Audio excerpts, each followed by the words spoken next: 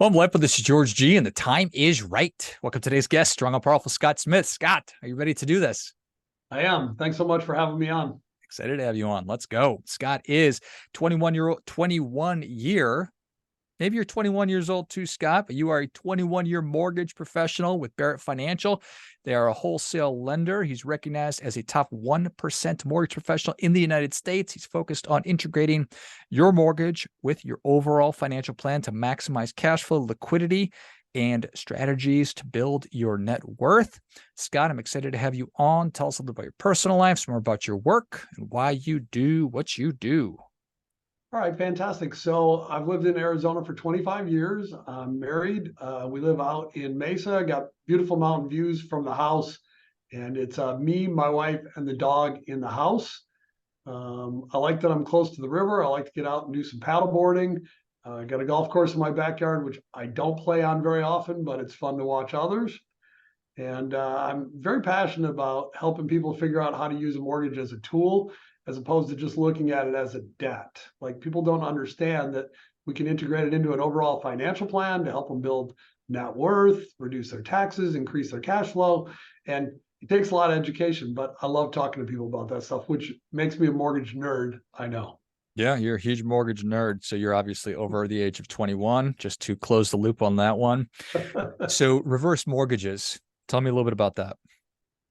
You know, I started studying them about 10 years ago, and I got deep into it 4.5 years ago. And most homeowners are unaware of how to monetize their home equity. And there's a ton of home equity out there. And it's not unusual that advisors are also unaware of some of the lesser known benefits of a reverse mortgage. And like they may be aware of the big picture and that it exists, but they really need somebody to unlock the details on how to use the loan as a tool. And home equity is fantastic to have. It's a big part of America's net worth, their overall finances, but it's not working for you as an asset, right? It's trapped and it's underperforming. So the reverse mortgage is a tool that unlocks the equity and allows people to have enough assets to last their own lifetime by creating an extra bucket of money. Most importantly, it gives them absolute peace of mind that they own their house outright and they can stay until their age 150 as dictated by the mortgage note. All right. And is there one reverse mortgage or are there different kinds? I'm glad you said that. So I thought today we'd primarily focus on the one that's backed by the federal government. It's backed by FHA, which is the Federal Housing Authority, overseen by HUD, Housing and Urban Development. It's the most common. It's over 95% of the reverse mortgages that are done. And there are proprietary loans, which we use more for jumbo loans or specialty cases. But primarily, it's the HECM, we call it, home equity conversion mortgage, HECM. That's the safest, most conservative, backed by the federal government. Okay. Safest, most conservative, backed by federal government. All right. And how do I qualify for that? Is there a kind of person that shouldn't be thinking about this? I guess that's kind of a difficult question to ask. Sure. The starting point is you got to be a homeowner, right? Got to be over 62 years old. And it's for primary residences. We don't do them for vacation homes or investment properties. And we're looking, based on current interest rates, we need about 60% equity to be able to help somebody get into a reverse mortgage. And that 60% equity could be to refinance their existing home and get rid of the payment, or it could be to buy a new home with a 60% down payment, be able to, either case, be able to stay with no principal and interest payment for the life of the loan. And so, yeah, those are the primary qualifications. Credit score is not a big deal. And income's not as big a deal as most. We need enough income left over that they can afford their bills and have a couple $100 left a month. $600 Interesting. specifically in the Southwest US. Okay. Fair enough. So when you're talking to people about reverse mortgages, if it's professional advisors or consumers, what you get objections, you get misconceptions. We do, and we get a ton of that. And I want to unpack those. But before we do, let's just talk about what's involved in a reverse mortgage real quick.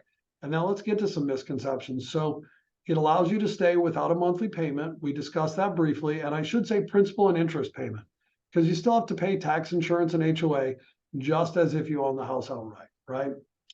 And one of the lesser known benefits is if you have enough equity and we're doing a refinance, we can create a line of credit, and the line of credit is guaranteed as long as you're in the home. It doesn't defer interest if you're not using it, because it's worth noting the reverse mortgage, when you don't make a payment, it defers interest. It's a regular mortgage. It's got to be paid off when you sell the house, right? And the goal is that you're going to sell it, pay off the loan, keep the equity, okay? But it does have the line of credit feature. And if you don't use it, it grows guaranteed at whatever interest rate the line is at or whatever the mortgage is at. So let's say it's 7% mortgage today. If you've got a $100,000 line of credit, after 1 year, it'll be worth $107,000. After 3 years, it'll be worth $121,000. And in 10 years, it would have doubled. It'd be worth $200,000. So you've got the fact that you get rid of your principal and interest payment. You may be able to access a line of credit. And then some people use it to actually take monthly income every month, and that income is guaranteed for life, but it's not taxed because it's not actually income. It feels like income, but you're just releasing your home equity, okay? So I think you asked about the misconceptions and I took you in a different direction, right? Not at all. Yep. Lay it on me. So let me ask you, like, why would somebody be afraid of this? Like, what do you hear, George, when people talk about this? I am always reticent about excessive and exorbitant fees and people not understanding what they're getting themselves into. Absolutely. So I hear that a lot. There's significant fees. People don't understand it. One of the biggest things I hear is that people are afraid of losing their house, or Hmm. that, when they pass, that they might, their kids have to take care of it, right? And none of those things are accurate. So let's unpack a couple things. So as far as people knowing what they're getting into, before you can even start the loan, you have to do independent counseling with a HUD counselor. 45, 50-minute phone session. They're going to make sure you know the fees, the cost, the fact that it is a mortgage, that it has to be repaid at some point. And then to have like a third-party independent source who can kind of walk you through the whole thing, right? And as far as the fees, they are higher than a traditional mortgage. And we can talk about that quickly. But with that said, normally when you sign up for a mortgage, you sign up for 30 years of payments, 3 decades. So when we talk about fees and what it costs to get into a loan, when we think about a traditional mortgage that we're all used to, you sign up to make payments for 3 decades. And if your principal payment is, for example, only $1,000 a month, you're talking about spending $360,000. That's pretty exorbitant, right? Maybe to buy on the low end, like a $200,000 house, you'd spend that much. With the reverse mortgage, it does have higher closing costs than a traditional loan, but you have complete freedom from payments, and you have total peace of mind and security that you can stay in the home forever. So you have to ask yourself, what's that worth? And when I started looking at this loan 10 years ago, I worked for what we consider a retail lender, and I thought they were too expensive. So when I switched to the wholesale lending side, where we can shop for the lowest rates and the lowest cost, and we can strip out a lot of the margin or profit, that's when it really got intriguing to me, because we can lower those fees dramatically. So that's a big deal. And one of the things people worry about is there a benefit, a death consequence? Like if I die, does my family have to pay it off, or what happens when I die? And I think I said before, but like anything, you you sell the house, get the proceeds, pay off the mortgage, you keep the equity. If there's no equity, it's a non-recourse loan, which means that neither you nor your family has to ever repay more than the house is worth. So it's actually really safe. It's been changed up over time, and the client always owns the house. They never go on title. That's a big misconception. So there's a lot to like about it. And the loan was put in place by the government to protect people and secure home ownership and make sure their life's work, they can enjoy it in retirement. So Got it. Nice. I appreciate that. And it's till age 150. yeah, That's a number that they're just like, you know what, let's be conservative. There will be folks that are going to live to 150. We better set it at that. it's actually written into the mortgage note that you can use it up till 150, age 150, as long as you occupy the house, you don't leave for more than 12 months, and you pay tax, insurance, and HOA, just like if you own it for cash. And it's interesting. Nobody's used it that long, obviously, right? But there may be people on the earth right now that are going to live to be age 120 or 130. Some of the things they're doing on life expectancy are pretty amazing right now. For sure. All right. If you don't mind, I would like to potentially go through some round numbers just to go through a scenario. Let's say Okay. that my mom has a home, and as probably a lot of folks who are listening, they have aging parents who are maybe retired or they're going into retirement. And Yep. wouldn't it be nice if we didn't have a mortgage going into retirement? Get a reverse mortgage because my mom is within the parameters that we talked about. She has 60% equity in this home, takes out a line of credit, and let's just say that the house, for easy math, is worth $100,000. She gets $20,000 line of credit. Okay. Draws the Yep. $20,000 out in the first year. That 20,000, it's going to be growing at a 7% rate of return. And if she lives, you could stop me at any point. If she lives, let's say she's 70 years old, she lives for 30 years, dies at age 100, the house is now worth 500,000, but that 20,000 grew to $600,000. Absolutely. So one of the things that is key to help me understand this is understanding the rule of 72, right? You know that. You take any interest rate, you divide it into 72, that's how long it takes for something to double. So in your example, if she had a $20,000 line of credit at closing and she didn't use it, if it grew by 7% per year, you divide it into 72, that line of credit's going to double in 10 years. And so starts at 20 grand, 10 years in, it's worth 40 grand, 20 years out, it's worth, I got lost in the math. 80 grand. Thank you very much. And it'll just keep growing. And the beautiful part is you don't defer interest on that. Okay, that's available for you for renovations of the house down the road, or aging in place, or if you need medical care, or you need to bring in somebody to help you with day to day. So, yeah, that's a really great tool. Okay. If she did take the money out and used it, Yeah. would, and then at the end of her life at age 100, that she now, her debt is $600,000 and the value of the house is 500,000, and she passes away and now I am the owner of the home, I can either write the bank a check for 600 grand or I can give them the house. Yeah, correct. So you wouldn't cut the bank a check for 600,000. So if you choose, you can just sell it, give the proceeds to the lender, and it's paid in full. One of the features that people rarely take advantage of on the loan is, let's say it's your childhood home, it's a beautiful house, you'd love to have it as a second home or your own home. You can actually buy it for 95% of the appraised value. So in this example, she owes 600, it's worth 500. You could actually buy it for 95% of that $500,000, which I want to say is like $475,000. So although we don't expect it to happen, it's not set up that way. That's a home run for your mom because she got to use $100,000 more than she had to repay, got to live in the house the whole time. And, Nice.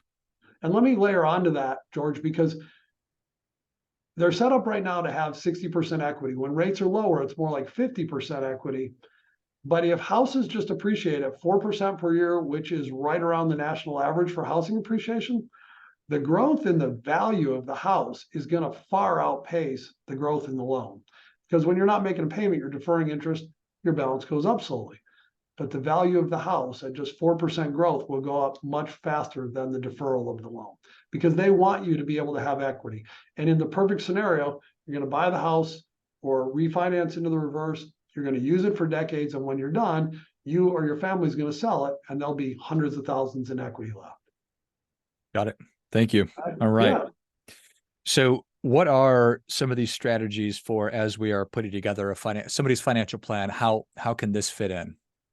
So there's so many ways and people don't think about it, right? So in the financial planning business, one of the key lessons I was taught was having different buckets of money, right? So you've got your IRA or you've got your pension, which is not happening very often anymore, right? You've got tax preferred or you've got non-tax preferred. The home equity is one more bucket of money that we can put into play using the reverse mortgage.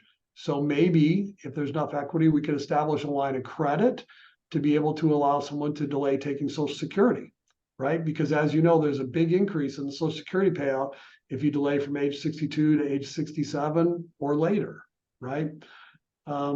maybe you've got somebody who's age 62 who makes really good money, but he's undersaved or she's undersaved for retirement. And she's trying to figure out, hey, do I get this mortgage paid down to get closer to paying it off? Or do I start putting away money for retirement?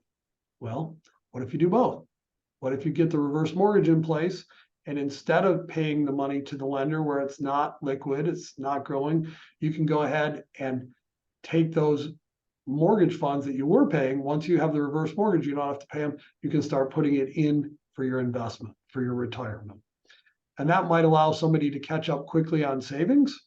Okay. And then the line of credit can be used a lot of different ways. One of the biggest concerns when you go into retirement is, what if you need to withdraw from your portfolio and we're having a terrible market? The market's down 20, 30%. It's not a good time to sell your assets, right? So you could use your line of credit.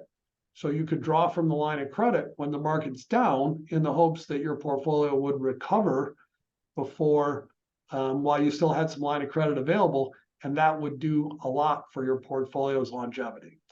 So there's different strategies that we can use to try to use home equity to make sure that you've got enough money to last your whole life. And so one of the things that I think is underlooked is a mortgage is typically somebody's biggest payment. So let's keep it simple. Let's just say they've got $1,000 a month principal and interest payment. Okay, so if you get rid of that payment, that's $12,000 a year that somebody saves, right? It's $120,000 in 10 years in savings. It's $240,000 in 20 years. Well, that money could really add a lot of value to someone's life, right? Like being able to take away their biggest expense is a gift. Like it changes people's lives. It really does. And, sometimes we do these loans for people that really need them. A lot of times we do them for clients that have pretty significant net worth, but they feel like there's a higher use for these funds. So it's really powerful when you start looking at all the different ways that you can do it. And if you eliminate somebody from spending $240,000 on a mortgage in 20 years, you can imagine what that does to portfolio return, right? So it's pretty powerful. Yeah, I love it. It gives you so much more flexibility potentially. So let's just talk about somebody who is financially really well off, and Mhm. they don't need the money, but likes to be smart, likes to find the highest and best use of their money. So they go through the process and they open up a HECM, HECM product that we've been talking about here. And there are closing costs and expenses and stuff like that. If they're not drawing on their line of credit, the line of credit is growing, but are they incurring any costs or additional debt? No, the cost is to get the mortgage set up, and they are part of the loan. So we want to make sure we disclose it all and they know what there is, but there's not a cost to have the line of credit in place. So as you can imagine, it's a fantastic financial planning tool, and the line of credit can never be frozen. When we were in the great financial reset of 2008, when housing prices plunged, a lot of people had home equity line of credits for the reason you're mentioning, just to have a bucket of money they could access. And a lot of those got frozen and shut down. And this line of credit can never be frozen. It can never be shut down. And in fact, it's guaranteed to grow at whatever interest rate the loan's at. And I'd love to tell you a story about somebody who's financially savvy. Do you mind if I share? Yeah. So I had a client who had retired. He was age 63. His wife was 62. He had sold products to financial planners his whole life. So he's very financially savvy. His wife was a judge and a partner in a law practice.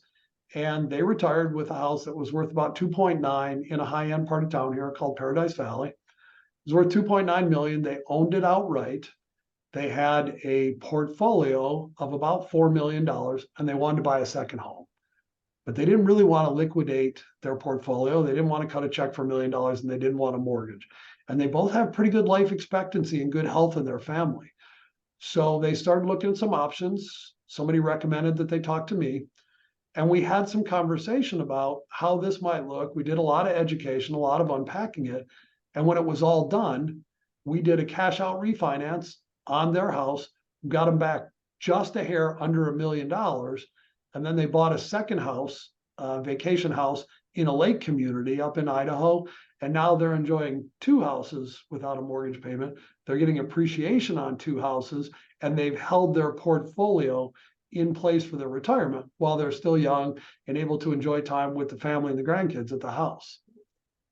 So there are a lot of ways that you can use this for people that are well off and well heeled for retirement. That's one of those win-wins you hear about. Yeah. And one of my missions is to get this message not only out to homeowners, but to advisors, because I think a lot of advisors are aware that it's out there and they might think my clients don't need this or my clients are well off. But, from the advisor side, this is a tool that your clients can use to keep more assets under management, to give them peace of mind that they're going to have enough assets to be able to get through their life comfortably. And, sometimes, maybe it's just for a loved one in your life who's undersaved. And, one of the things I love is going back and talking to people like a year later, and the things they say are just, they're amazing. Like, I've had people say to me, like, hey, how does it feel to not have to make a payment after decades of making a payment? And they're like, it's crazy. It's weird. I'm like, why? Why is it weird? He's like, because I know the house is mine forever. It's just weird to not have to cut a check. And I talked to a wonderful lady who is very, very good at budgeting. She had to be good at budgeting because it was just her. She didn't have much income, fixed income. And once she'd been in for about 6 months, I just called to say hi and check in and asked her how it felt. And she said, Scott, I can't tell you how great it is to be able to go to sleep and know that I don't have to worry that I have enough money to get through the month. Every month, I used to worry about that. And I used to have to budget and I couldn't do anything. I've had other people tell me, I haven't been on a vacation in 8 years, and that was to go to a funeral. So it really changes people's lives, and it gives them a lot of mental peace to know that they can stay forever, that they don't have to worry as much about money. And we've just got to find people that need to get this message, and advisors need to put it in their wheelhouse to think about, hey, maybe I need to talk to my client about what does their home equity look like? What are their plans? Are there some other options? And that's kind of my message. I love it. I think it's a great one. Well, Scott, thank you so much for coming on. Where can people learn more about you? How can they engage if you are a client interested in learning more about this, or if you're a professional advisor? So it's real straightforward. Just give me a call. I'd love to talk to you. It's my phone number is 602-373-5202. Again, that's 602-373-5202. Or of course, you can email me. It's like my name, Scott Smith, except it's smith@barrettfinancial.com. So SSMITH@BARRETT financial.com. And this is an education process. And whether we're talking about a homeowner or an advisor, it's a process, right? And we have to unpack it. And I'm here to go on that journey with people and to help them figure out what their options are. Excellent. Well, if you enjoyed this as much as I did, show Scott your appreciation and share today's show with a friend who also appreciates good ideas. Give Scott a call, 602-373-5202, or shoot him an email, smith@Barrett, that's 2 R's, 2 T's, financial.com. Thanks again, Scott. Hey, before we wrap it up, I want to tell you, I really appreciate your work. I encourage everybody to check it out, pick some episodes they like, and leave a review because it's amazing and we need to get the word out. So thank God you bless for you. getting it out. Thank you. Okay.